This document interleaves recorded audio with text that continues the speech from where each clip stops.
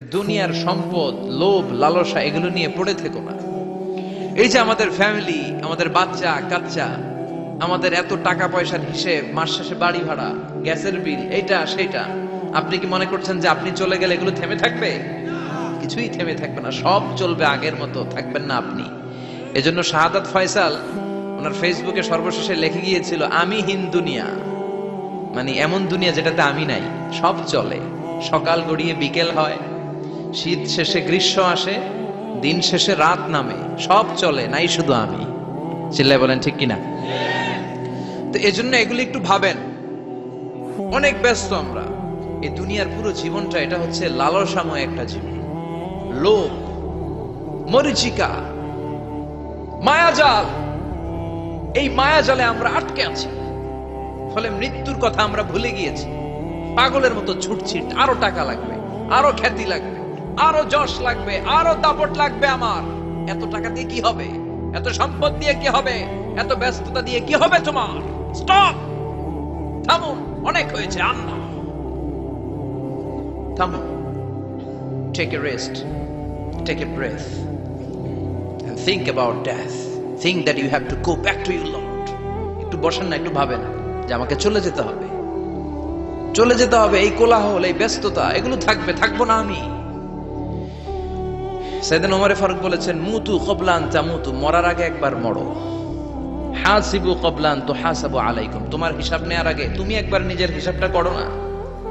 কাগজ বের করে একটু লিখো না, কি কি ভালো কাজ করছিলা, যেগুলো দিয়ে নাজাতের ওসিলা হতে পারে, 1 2 3, আর কি কি আকাম কুকাম করছো দেখো না, লিখে দেখো তোমার অবস্থাটা কি। মরার আগে একবার মরো। মরার আগে খাটের মধ্যে শুয়ে শটান করে চোখ বন্ধ করে একবার মরার ভান করে দেখেন কেমন লাগে। চোখটা বন্ধ করেন আর ভাবেন আপনি নাই, কি কি হতে পারে ভাবেন। আপনার ছেলে মেয়েরা কান্না জুড়ে দিবে, আপনার প্রাণের স্ত্রী বিলাপ শুরু করে দিবে, বন্ধু বান্ধবের চিৎকার আর মাতম, স্থানীয় এলাকার মসজিদে ঘোষণা, অমুক এলাকার নিবাসী অমুক ভাই অমুকের ছেলে অমুক দুনিয়ায় নাই।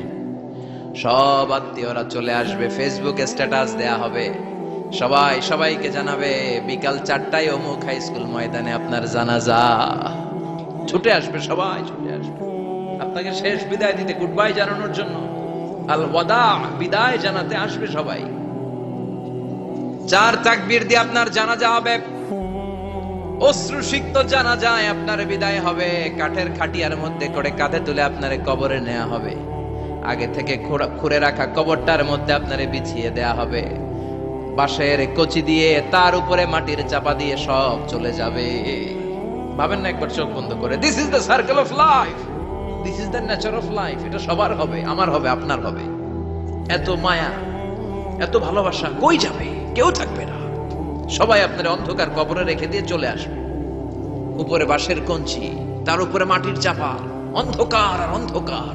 এই অন্ধকার যেন শেষ হতে চায় না, শুধুই অন্ধকার, ঠিক কিনা? এজন্য আমাদের চলে যেতে হবে। দাদা গেল, চাচা গেল, মামা গেল, আমাদেরকেও যেতে হবে, জোরে কোন ঠিক কিনা?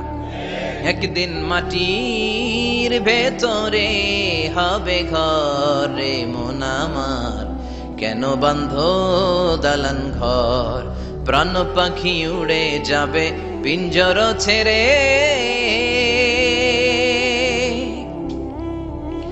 ধরা ধামে সবই রবে, তুমি যাবে চলে, বন্ধু বান্ধব যত, মাতা পিতা দ্বারা সুত, সবই হবে তোমার পরে মন আমার, কেন বান্ধ দালান ঘর, একদিন মাটির ভেতরে হবে ঘরে মন আমার, কেন বান্ধ দালান ঘর, ঠিক কিনা?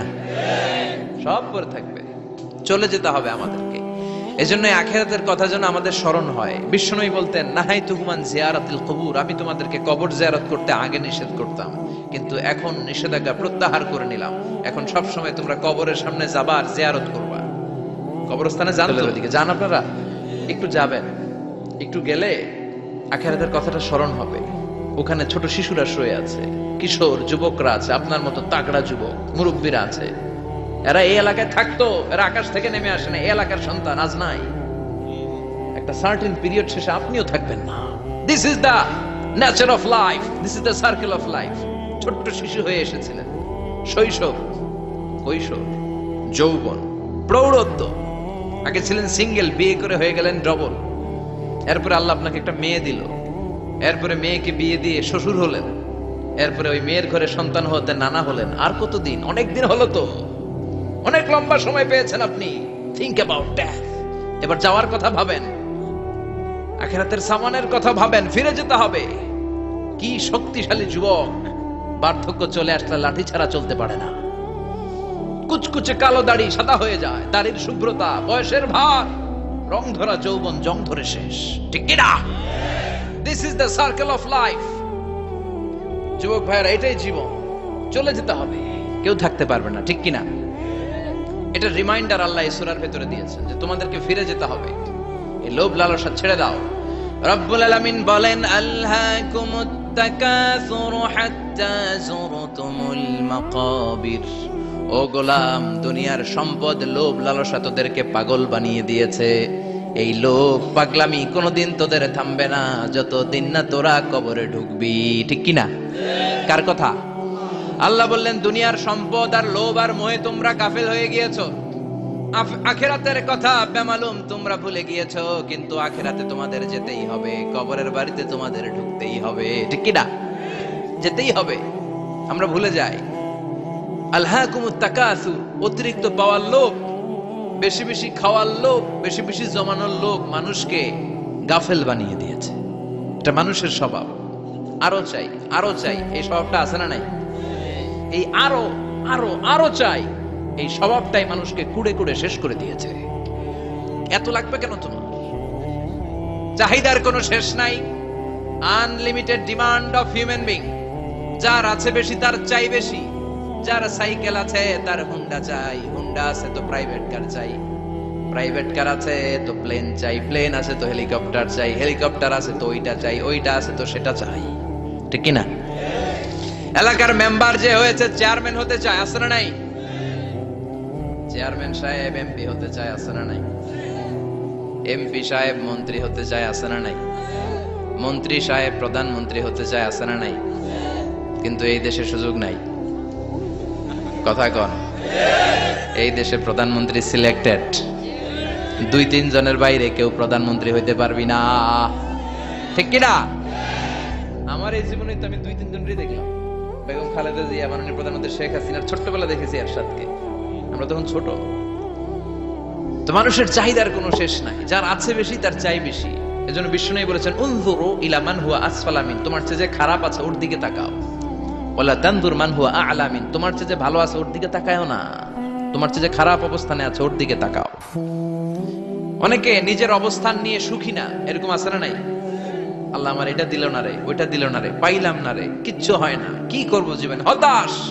আসলে আছে কিন্তু অনেক কিছু, শুকরিয়া নাই, টাকা। ঠিক কিনা? নিজের অবস্থান নিয়ে সুখী না, কিন্তু অনেক লোক আছে তারা আপনার অবস্থানে পৌঁছতে চায়। তাদের দিকে তাকিয়ে দেখেন, আপনি যে অবস্থানে আছেন এই অবস্থানে পৌঁছাটা অনেকের কাছে স্বপ্ন। তারা প্রতিনিয়ত সংগ্রাম আর স্ট্রাগল করে যাচ্ছে আপনার অবস্থানে পৌঁছতে, আর আপনি এটা নিয়ে সন্তুষ্ট না। শেখ সাদির নাম শুনেছেন? বালাগাল উলা কাশাফাত দুজা, এই কবিতাটার রচয়িতা, ইরানের বিখ্যাত এক কবি। উনি একবার আর্থিক সমস্যার মধ্যে দিয়ে সময় কাটাচ্ছেন। টাকা নাই, পয়সা নাই, পায়ে দেওয়ার মতো জুতা নাই। উনি খুব দুঃখ পেলেন, হায় রে, আমি ইরানের এত বড় কবি, আমার পায়ে দেওয়ার মতো জুতা নাই। দুঃখ ভরা মন নিয়ে রাস্তায় হাঁটতে বেরোলেন। হাঁটতে হাঁটতে হঠাৎ দেখলেন একটা লোক শুয়ে শুয়ে কাঁদছে। ওই লোকটার 2টা পাই নাই, পাই নাই। উনি সেজদায় পড়ে গেলেন, আল্লাহর কাছে ক্ষমা চাইলেন, আল্লাহ অনেক দিয়েছো, শুকর আলহামদুলিল্লাহ। এজন্য যেই পরিস্থিতিতেই থাকি না কেন আমরা কি পড়বো? জোরে বলেন, কি পড়বো? এজন্য আল কানাতু মিনাল ইসলাম, অল্পে তুষ্ট থাকার নাম হলো ইসলাম। সম্পদ লাগবে কিন্তু সম্পদের পাহাড় লাগবে না। ঠিক কি না? অল্প খান, অল্প পড়েন, অল্প জামান, অল্পের ভেতরে বরকত ঢুকায়া দিছে কে? দেখবেন যাদের সম্পদ অল্প তারা সুখী বেশি। জরিপে এটা দেখা গিয়েছে, অনেক সার্ভেতে এটা এসেছে, যারা সম্পদশালী এরা দুঃখী বেশি। এদের দুঃখ বেশি, টেনশন বেশি। খুব স্বাভাবিক। টাকা যার বেশি রোগ তার বেশি, টাকা যার বেশি টেনশন তার বেশি। টাকা যার বেশি ঘরে শান্তি তার কম, আছে না নাই? ঘরের ভেতরে অশান্তি, ছেলে কথা শোনে না, ছেলে টানে গাঞ্জা, মেয়ে করে পরকিয়া, আছে না নাই? স্ত্রী কথা শুনে না, ভালোবাসা নাই, ঘরটা জাহান্নামের টুকরা। রোগ বালাই, এক একটা হসপিটাল বিল পরিশোধ করতে মাসে 5 লাখ 10 লাখ, আছে না নাই? কিছু খেতে পারে না, ডাক্তার একেবারে ডায়েট মেনু বেঁধে দিয়েছে। ডায়েট, ভেরি ডায়েট মেনু, এটা এটা এটা এটা কিছুই খাবেন না, শুধু গরু খাবেন না, খাসি খাবেন না, চিংড়ি খাবেন না, খালি ঘাস খাবেন, ইচ্ছে মতো ঘাস খাবেন, মানে ঘাস জাতীয় যত আইটেম আছে সব খাবেন, শাক খাবেন, সবজি খাবেন, সালাদ খাবেন, গরু চিংড়ি মুরগি গোশত ইলিশ কিছু খেতে পারে না। তাহলে রোগ বেশি, খাওয়ার মজা নাই, ঘরে সাংসারিক শান্তি নাই, খালি ব্যারাম আর ব্যারাম, ঠিক কিনা? কিন্তু সম্পদের পাহাড় গড়েছে। আর অল্প যারা খায়, অল্প পড়ে, রিক্সাওয়ালা কুলিওয়ালা, অল্প বেতনের চাকরি, কিন্তু হক হালালি মেনে চলে, দেখবেন শান্তি আছে অনেক। হ্যাঁ, বাসা ভাড়া দেয়, ফ্যামিলি চালায়, বাচ্চাদের স্কুল বিল, এরপরও মাস শেষে 1-2 হাজার টাকা হাতে থেকে যায়। আর ওর প্রতি মাসে 10 কোটি টাকা ইনকাম, তারপরও ব্যাংকের ঋণ আছে না নাই? সুখ কারে বলে? কিভাবে আপনি সুখকে ডিফাইন করবেন? সুখ তো টাকায় কিনা যায় না, শান্তি টাকা দিয়ে হয় না, শান্তি দেওয়ার মালিককে। শান্তি আছে অল্প খেয়ে শুকর করার মধ্যে, শান্তি আছে আলহামদুলিল্লাহর মধ্যে। চিল্লায় বলেন ঠিক কিনা? এজন্য অল্প খাবো, অল্প পড়বো, অল্প জামাবো, অল্পের ভেতরে বরকত দিয়েছে কে? দেখেন ধনী ভাইরা খেতে পারে না, কিন্তু রিকশালার কি সমস্যা হয়? রিকশালারা সব খেতে পারে, কুলিওয়ালা, দিনমজুর, এরা একেবারে স্লিম সুঠাম দেহি, মেদহীন পেট, পেটে কোনো মেদ নাই, ভুড়ি নাই। আর কুটিপতিদের মেদ আছে না নাই? এত বড় বড় পেট, ঠিক কিনা? আমাদেরও পেট আছে, তবে হালাল পেট, এটা হারাম টাকা দিয়ে এই ভুড়ি বানাই নাই আমরা। ছিলে বলেন ঠিক কিনা? রিকশাওয়ালা কুলিওয়ালা নিজেও নামাজ পড়ে, বউও নামাজ পড়ে, বাচ্চাটাও নামাজ পড়ে, রিকশা চালায় আর জিকির করে লা ইলাহা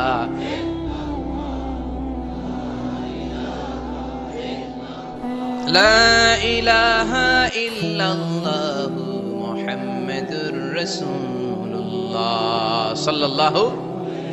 সুখ আর শান্তি, তাদের ঘরে সুখ। ধনী কোটিপতি ভিআইপি সিআইপিস, এদের রাতে ঘুম নাই, 1 ঘন্টা ঘুমানোর জন্য 4টা ট্যাবলেট খাওয়া লাগে, এরকম আছে না নাই? কিন্তু ঘুমের জন্য যে ট্যাবলেট খাওয়া লাগে রিকশাওয়ালা এটা জানেই না। ওর যেখানে রাইত ওইখানেই ওর মাথা বিছনায় লাগতে দেরি, ওর ঘুম আসতে দেরি হয়, ওর ঘুমে নাকের ডাকের আওয়াজে ট্রাকের ইঞ্জিনও ফেল। সুবহানাল্লাহ পড়েন। এজন্য অনেক বেশি সম্পদের পাহাড় করা লাগবে, এই চিন্তা যেন আমাদের মাথায় না আসে। চিল্লায় বলেন ঠিক কিনা? এজন্য রব্বুল আলামিন বলেন আলহাকুমুত তাকাসুরু হাত্তা যুরতুমুল মাকাবির। বেশি বেশি সম্পদ উপার্জনের আকাঙ্ক্ষা তোমাদেরকে আখিরাত থেকে গাফেল বানিয়েছে।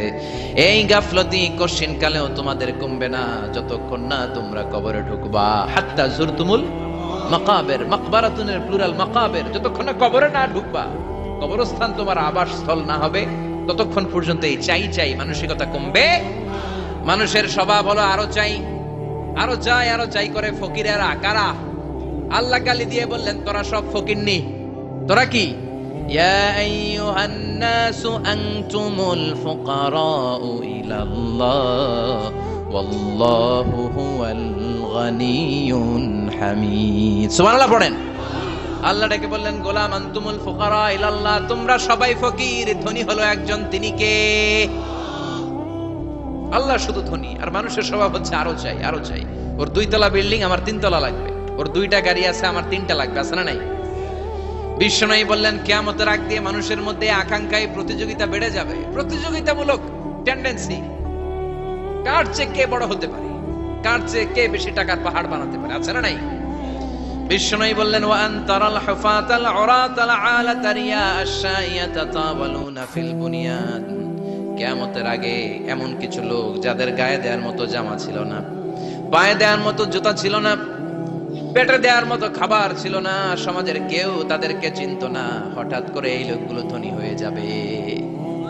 And they will start to construct, they will compete to construct high rises building in the cities. শহরে গ্রামে এরা বড় বড় বিল্ডিং বানানো শুরু করবে। এই উঁচা উঁচা বিল্ডিং আমাদের সমাজে আছে না নাই? কৃষ্ণপুরে 2 তলা 3 তলা বিল্ডিং আছে নি? আছে। আজ থেকে 20 বছর আগে ছিল? আমি তো 20 বছর আগে যখন আসছি কিছুই ছিল না, খালি পানি আর পানি। আর এখন 2 তলা 3 তলার অভাব নেই। গরিপুর পাশে না আপনাদের? এদিকে গরিপুর। গরিপুরে যে বিল্ডিং আছে বাংলাদেশেও নাই, ঠিক কিনা? সারা বাংলাদেশের সবচেয়ে দামি জায়গা হচ্ছে গরিপুর বাজারের জায়গা, জানেন এটা? বসুন্ধরা, গুলশান, বনানী, বাড়িধারা, উত্তরার 3-4 ডবল দাম এই জায়গার, ঠিক কিনা? বিল্ডিং এর পর বিল্ডিং। আমি যখন ঢাকা যাই দেখি গরিপুর আসতেছে, মানে গরিপুরের বিল্ডিং আর শহরগুলো আস্তে আস্তে হাইওয়ের পাশাপাশি চলে আসতেছে। প্রতি বছর আইসা দেখি কিছু আগাইছে, 2-3 বছর পরে এইটা একেবারে হাইওয়ের সাথে চলে আসবে। খেয়াল করছেন? ঢাকা যাওয়ার সময় গরিপুর আগাইতেছে, খালি গরিপুরের বিল্ডিং, গরিপুরের শহর আগাতে আগাতে আগাতে ঢাকা চট্টগ্রাম মহাসড়কের কাছাকাছি চলে আসছে। এই যে বিল্ডিং বানানোর প্রতিযোগিতা, কুমিল্লা শহরে আজ থেকে 20-25 বছর আগে 5 তলা 6 তলা একটা বিল্ডিং ছিল না, এখন 10 তলা 20 তলা আছে না নাই? ঢাকায় আজ থেকে 20 বছর আগে 10 তলা বিল্ডিং খুঁজে পাইতেন আপনি? নাই। গোটা বিশ্বব্যাপী এখন টাওয়ার বানানোর প্রতিযোগিতা। বিশ্বনবী বললেন এদের কোনো টাকা ছিল না। পৃথিবীর সবচেয়ে বড় টাওয়ার এখন আরব দেশে, এদের কোনো টাকা ছিল না। আরব দেশের সৌদি আরব, কাতার, কুয়েত, বাহরাইন এখন স্বর্ণ আর তেলের খনি পেয়ে আল্লাহরে ভুলে যায়। এদের খাওয়ার মতো কিছু ছিল না। এদেরকে আমার দাদারে শুনতাম বলতো কাবলিওয়ালা, বলতো কি বলতো? এদেশে আসতো জায়নামাজ, তসবিহ ছড়া, খেজুর টেজুর বিক্রি করার জন্য। এরা জেলে পাড়ার লোক ছিল। আরব সাগরের তীরবর্তী এলাকার মানুষ, সাগরের মাছ মেরে এরা জীবন ধারণ করতো। আল্লাহ এদেরকে তেলের খনি দিলেন, গ্যাসের খনি দিলেন। এখন তারা বড় বড় টাওয়ার বানায়, আছে না নাই?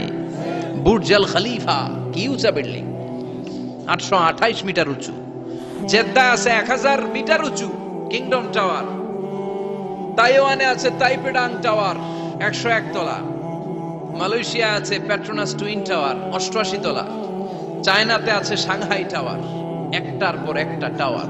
প্রতি বছর অ্যানাউন্স করতেছে যে ওদেরটা আছে আমাদেরটা বড় বানাও। কাতার কয় ওরা বানাইলে আমরা পারবো না কেন, আমরা বানাবো আরো বড়, আছে না নাই? শাগালাত কুমুত তাকাসুর, যে আরো লাগবে, আরো বড় হতে হবে, এই টেন্ডেন্সি মানুষকে আখিরাত থেকে একেবারে গাফেল বানিয়ে দিয়েছে। চিল্লায় বলেন ঠিক কিনা? টাকার পাহাড় বানাতে চায়, দরকার থাকলেও চায়, না দরকার থাকলেও চায়। বর্তমান পৃথিবীর সবচেয়ে ধনী লোকটার নাম জানেন কি নাম? হ্যাঁ, বিল গেটস। ওর যে কত টাকা ও নিজেও জানে না। ওর পকেট থেকে যদি $100 একটা বান্ডিল পড়ে যায়, এটা তুলতে ওর যত সময় লাগবে, ও না তুলে যদি হেঁটে, যে আইডিয়া নিয়ে হাঁটতেছিল ওইটা নিয়ে হাঁটে, ওদিকে আরো বেশি ইনকাম হয়ে যাবে। এত টাকা তার, এটা তোলার সময় তো তার নাই। ওয়ারেন বাফেট নাম শুনছেন? হাজার হাজার কোটি ডলারের মালিক। প্রিন্স ওয়ালিদ বিন তালা, সৌদি ধনকুবের নাম শুনেছেন? ওর একটা বিমান আছে, প্রাইভেট জেট প্লেন।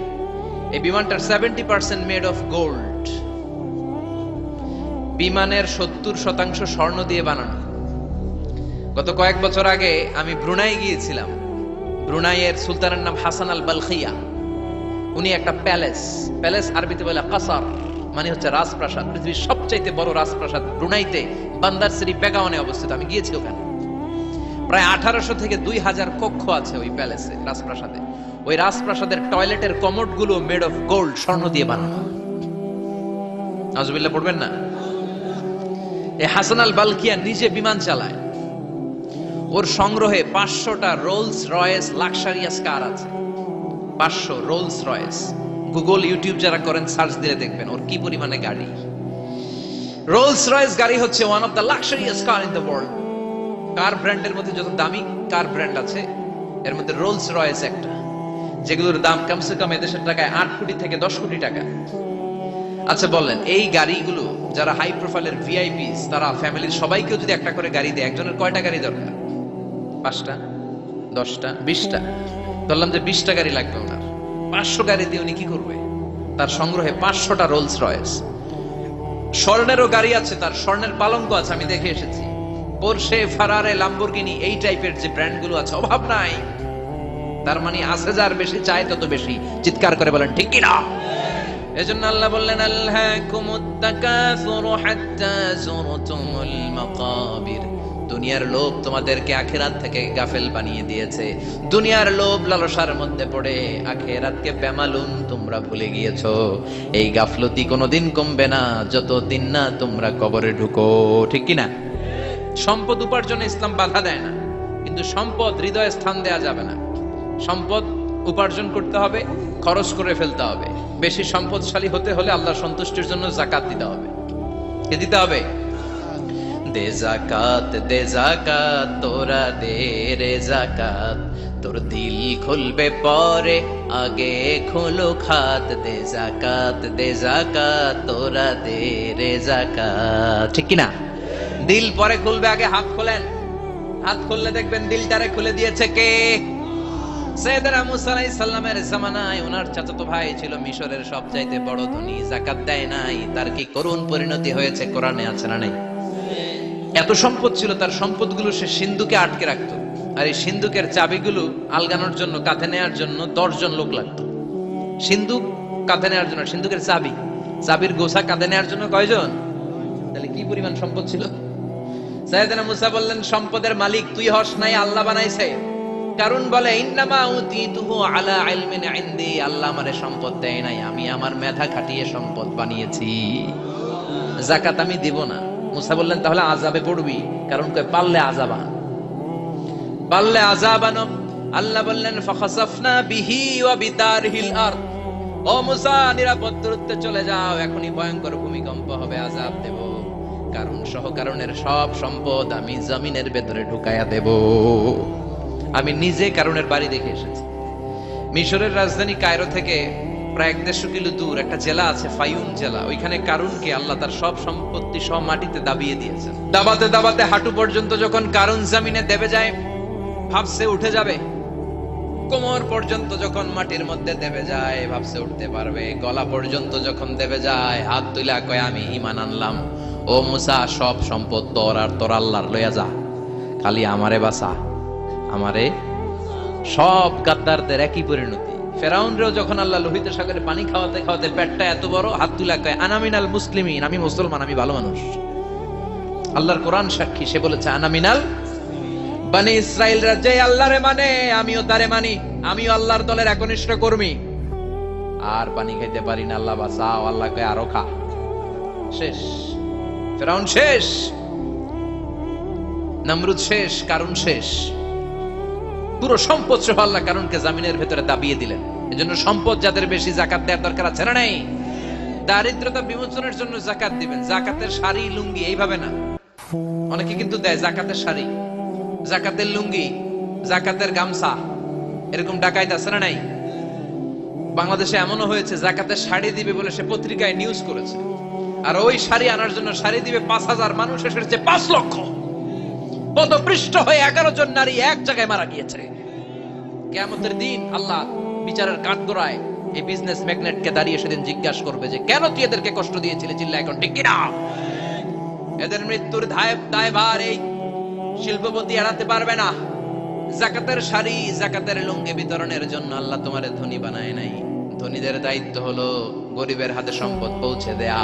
ওয়া ফি আমওয়ালিহিম হাক্কুন লিসাইলি ওয়াল মাহরুম। গরিব আমার কাছ থেকে সম্পদ আর যাকাত নিয়ে সে আমার প্রতি করুণা করেছে। আমি যাকাত দেই বলে আমি কোনো দয়া দেখাই নাই। কথা বুঝতে পেরেছেন? আইডিয়াটা ক্লিয়ার করে নেন। যাকাত দেয়া আমার জন্য কি? কথা বলেন, ফরজ। আর যে যাকাত নেয় তার জন্য যাকাত খাওয়া কি ফরজ? আমি গরিব মানুষ, আমি যাকাত খাবো না, না খাইয়া থাকুম, রোজা রাখুন। কথা কন, আমার যে যাকাত নেওয়া লাগবে এমন কোনো কথা নেই। কিন্তু আমি যে ধনী, আমার দিতেই হবে, এটা ফরজ। তার মানে আমি দিয়ে আমি দয়া করি নাই, ও নিয়ে আমারে বাঁচাইয়া দয়া করে গেছে। চিৎকার করে বলো ঠিক কিনা? ইসলাম বলে রাস্তার এক পাশে 5 তলা আর এক পাশে গাছতলা, এটার নাম ইসলাম না। খেটে খাওয়া মানুষ, সুবিধা বঞ্চিত মানুষদের দ্বারে যে তুমি যাকাতের টাকা পৌঁছে দাও। যাকাতকে ফরজ করা হয়েছে দারিদ্রতা বিমোচনের জন্য। আপনি শাড়ি লুঙ্গি দিলে কি হবে? ওরে শাড়ি দিচ্ছেন দুপুরে, রাত্রে বেলা ও আরেক জায়গায় লাইন ধরে আছে, বিরিয়ানির প্যাকেট দিতেছে ওইখানে। কথা কোন, সারাটা বছর ও যাকাতের টাকা নেবে, ওর কিচ্ছু হবে না। বরং এমন কিছু তাকে করে দিতে হবে যেটা দিয়ে সে ফ্যামিলি লিড করতে পারে। একটা সিএনজি কিনে দেন, ওই ফ্যামিলিতে কোনো যুবক থাকলে সিএনজি চালায়া, অটো চালায় ফ্যামিলিটারে চালাবে। একটা টঙের দোকান করে দেন, চায়ের দোকান, চা বিক্রি করে ফ্যামিলিটারে চালাবে। অস্ট্রেলিয়ান একটা গাই কিনে দেন, গরুর দুধ বিক্রি করে তার ফ্যামিলি চলবে। কিংবা মাছের একটা খামার করে দেন, মুরগির খামার করে দেন, ঠিক কিনা? ওমরে ফারুক বলতেন, এমন ভাবে যাকাত দাও যাতে করে যাকে যাকাত দিয়েছে জীবনে কোনোদিন সেজন্য আর কারো কাছে যে হাত পেতে যাকাতের জন্য দাঁড়িয়ে না থাকে। এই বিধানটা কার? এজন্য আল্লাহ বললেন, আলহাকুমুত তাকাসুরু হাত্তা যুরতুমুল মাকাবির। দুনিয়ার লোভ লালসা তোমাদের কমবে না যতদিন না তোমরা কবরে ঢুকো। কার কথা? চিল্লায় বলেন কার? এজন্য দুনিয়ার প্রতি যে আমাদের লোভ, এটা কি বাড়াইতে হবে না কমাইতে হবে? এই দুনিয়ার জীবন এটা ক্ষণিকের। অমাল হায়াতুদ দুনিয়া ইল্লা মাতাউল গুরুর, এটা ভোগের সামগ্রী, আজ আছে কাল নাই, এটা হাতের ময়লা। দুনিয়ার এই জীবনের দৃষ্টান্ত হচ্ছে 4টা স্বর্ণের টুকরা আর 3টা লাশের মতো। স্বর্ণের টুকরা 4টা, চিৎকার করে বলেন তো কয়টা? লাশ 3টা, জোরে বলেন কয়টা? অনেক অনেক আগের যুগের 3জন যুবক জীবিকার তাগিদে তারা বের হয়েছে কর্মসংস্থান করে খাবে। পথিমধ্যে তারা গুপ্তধন পেয়েছে, স্বর্ণের বার পেয়েছে, তো বড় বড় 4টা পেয়ে তারা মহাখুশি। আমাদের আর কাজ করা লাগবে না, এগুলো বেচে আজীবন খাবো, সুখে থাকবো। তো 3জন মিলে বললো 4টা স্বর্ণের টুকরা 3জনের মধ্যে ভাগ করে দেওয়ার আগে একজন এক কাজ কর, বাজার থেকে কিছু রুটি নিয়ে আয়, খুব ক্ষুধা লেগেছে, খেয়ে নেই। একজন রে রুটি আনতে পাঠিয়ে 2জন মিলে ভাবে ওইটারে যদি মেরে ফেলতে পারি তাহলে তো তোর আর আমার মধ্যে কোনো ঝামেলা নাই। স্বর্ণের টুকরা কয়টা? তুই নিবি 2টা, আমি নেব 2টা। আর যেটারে রুটি আনতে পাঠাইছে ওইটা মনে মনে ভাবতেছে রুটির মধ্যে বিষ মিশাই নিয়ে যাব। কি মিশাবো? বিষ খাইয়া ওইটা শেষ, সবগুলো আমার। তো বিষ মিশাই নিয়ে আসছে, আর আগের পরিকল্পনা অনুযায়ী এই 2জন মিলে তাকে নৃশংসভাবে হত্যা করেছে। হত্যার পরে কয় প্রচন্ড ক্ষুধা লাগছে, ল আগে খাইয়া লই। 2জন মিলে বাজার থেকে আনা বিষ মাখানো রুটি খেয়ে ওই 2টাও শেষ। স্বর্ণের জায়গায় স্বর্ণ পড়ে আছে, স্বর্ণগুলো নেয়ার মতো মানুষ আর নাই, ঠিক কিনা? এজন্য মানুষের এই চাহিদা কমবে না। বিষ্ণু বলেন লাউ আন্না লিকুল্লি ইবনে আদম ওয়াদিয়ান মিন যাহাব আহাব্বা আই ইয়াকুনা ইলাইহি ওয়াদিয়ান। আল্লাহ প্রত্যেককে, আমাদের প্রত্যেককে যদি একটা করে স্বর্ণের পাহাড়ের মালিক বানিয়ে দেয়, কয়টা করে? এই একটা পাহাড় স্বর্ণের, এক একটা স্বর্ণের পাহাড়ের মালিক যদি আমাদের এক একজনকে বানায় দেওয়া হয়, এরপর আমরা চাবো আরেকটা স্বর্ণের পাহাড়ের মালিক কেমন করে হওয়া যায়। আচ্ছা বলেন তো, একটা স্বর্ণের পাহাড় আমার 14 পুরুষ বিক্রি করে খাইলেও শেষ করতে পারবো এটা? তো আরেকটা কেন লাগবে আমার? ওয়ালাই আমলা আফাহু ইল্লা তুরাব। বিষ্ণু বলেন কবরের মাটি যতক্ষণ না তোর মুখে না ঢুকবে, তোর এই চাওয়া চাওয়া খাই খাই সব বন্ধ হবে না। এজন্য আল্লাহ বললেন আলহাকুমুত তাকাসুরু হাত্তা যুরতুমুল মাকাবির। দুনিয়া তোমাদেরকে গাফেল বানিয়ে দিয়েছে, গাফলতি কমবে না যতদিন না কবরে ঢুকো। কবরে ঢুকা লাগবে, কবরে ঢুকা লাগবে না? কবরে আমাদেরকে যেতেই হবে, যেখানেই থাকেন। কবরের প্রশ্ন আছে না নাই? অনেকে বলে হুজুর বিমান হামলায় মারা গিয়েছে, বিমান জ্বলে পুড়ে ছাই হয়ে গিয়েছে, তার কবর কোথায়? তার আত্মাটা যেখানে আছে ওই জায়গায় প্রশ্ন আছে না নাই? অনেকে বলে হুজুর সাগরের মধ্যে পড়ে মারা গিয়েছে, তিমি মাছ খেয়ে ফেলেছে, তার কোনো অস্তিত্ব নাই, কিন্তু তার রুহুটা আছে না নাই? প্রতিটা রুহু সংরক্ষণ করে কে? প্রত্যেকটা আত্মা আল্লাহর কাছে সংরক্ষিত থাকে। প্রতিটা রুহু, প্রতিটা মানুষ মালাকুল মাউতকে দেখতে পায়। আপনিও দেখবেন, আমিও দেখব। মুমিনদের কাছে এসে মালাকুল মাউত একজন যুবকের বেশে সাদা ধবধবে জুব্বা পরে সুগন্ধি মেখে মুমূর্ষ ব্যক্তির শিয়রে বসে বসে বলে ইয়া আইয়াতুহান নাফসুল মুতমাইন্না, হে প্রশান্ত আত্মা, উখরুজি ইলা মাগফিরাতুল্লাহি ওয়া রিদওয়ানি, আল্লাহর ক্ষমা আর দয়ার দিকে বের হয়ে আসো। বলা মাত্রই মুমিনের আত্মাটা স্মুথলি বের হয়ে আসে। কাফান মিন আকফানিল জান্নাহ, হানুত মিন হানুতিল জান্নাহ, জান্নাত থেকে আনা সুগন্ধি কাফনের মধ্যে পেঁচিয়ে তিনি রূহটাকে নিয়ে ইল্লিনে চলে যায়। সরাসরি দেখে মালাকুল মাউতকে। আর যারা ইসলাম বিরোধী, কোরআন বিরোধী, তাদের সামনে এসে মালাকুল মাউত ত্রাস সৃষ্টি করে। আগে ধমক। হাইওয়েতে মাঝে মাঝে ডাকাতি হয় না? বাসগুলোর মধ্যে যখন ডাকাতি হয়, বাসে থাকে 50 জন, ডাকাত ঢুকে 5 জন, এই 5 জনের ভয়ে সবগুলো পেশাব করে দেয়। কারণ ত্রাস সৃষ্টি করে। এসেই চাইনিজ কুড়াল দিয়ে আগে কুবায় দেয় 4-5 জনের। রক্ত দেখে কি দেওয়ার সব আগে রেডি করে রাখে। মালাকুল মাউত এসে কাফের নাস্তিক মুশরিকদের সামনে সেরকম একটা ত্রাস সৃষ্টি করে, ভয়ে লোকটা কাঁপতে থাকে।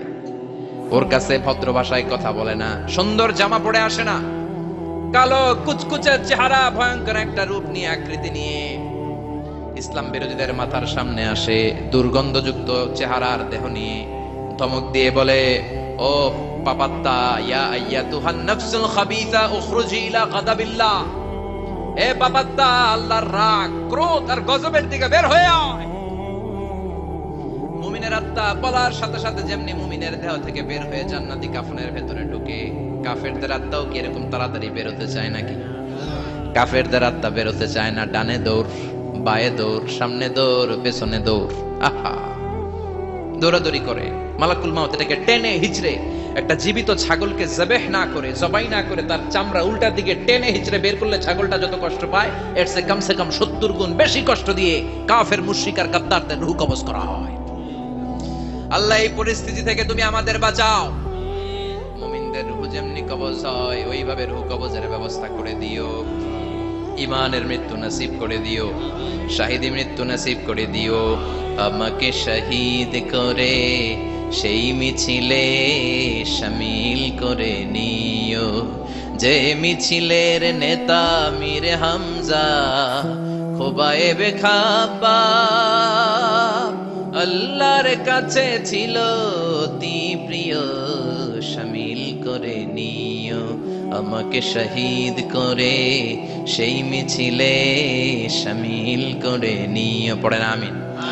আর জোরে পড়েন আমিন। তার মানে বিমান দুর্ঘটনায় হোক, কিংবা লঞ্চ ডুবিতে হোক, কিংবা আগুনে পড়ে হোক, কিংবা আত্মঘাতী হামলায় হোক, যে যেখানেই মারা যায়, কবরের 3টা প্রশ্ন তার জন্য আছে না নাই?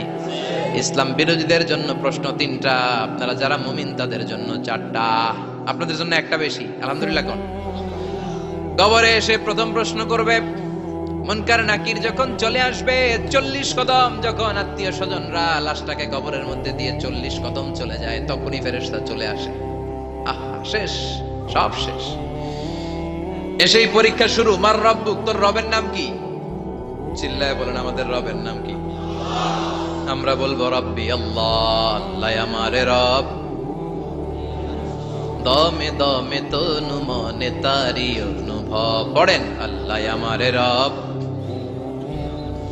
তোমার দুনিয়াতে আমি যেদিকে তাকাই, অথই নিয়ামতে ডুবে আছি সবাই।